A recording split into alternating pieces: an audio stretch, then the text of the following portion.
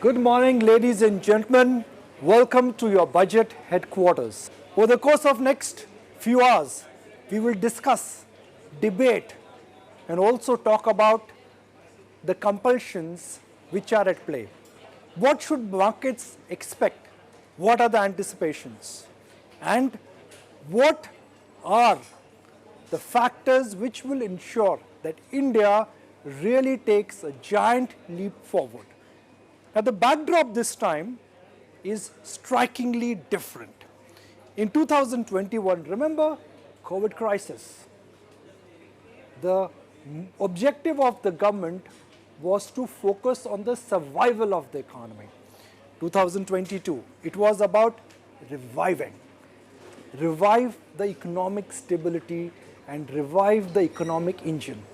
But 2023, it's about thrive. So from survive to revive, and this year it is thrive. This is how the balance sheet of the government looks like.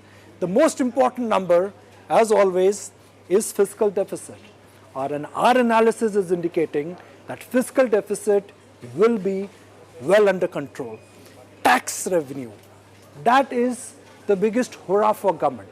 The estimates were conservative and the growth has been superlative. But a red mark on higher subsidies and lower disinvestment and telecom revenue.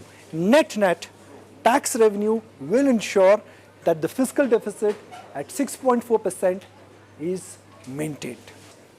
Lower subsidies, whether it is food or fertilizer, and the underlying growth of the economy will ensure that expenditure is also taken care of and fiscal prudence is not compromised. So the way we look at budget, these are the projected numbers. Fiscal deficit could be in the range of 5.8% or sub 6%.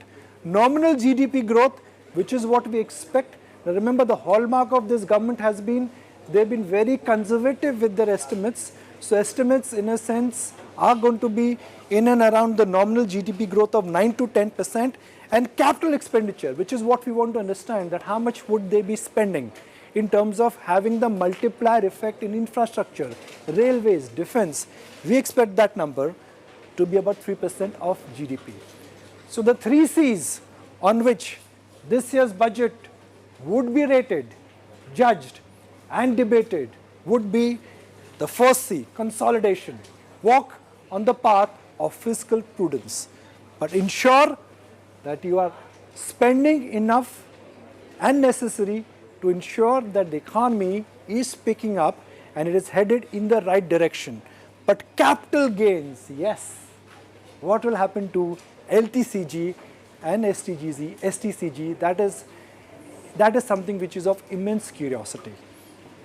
But over the years, the budget exercise has been consistent. The focus has been on growth and creating the multiplier effect. So if status quo is maintained, I guess that would be called as a good and a grand budget.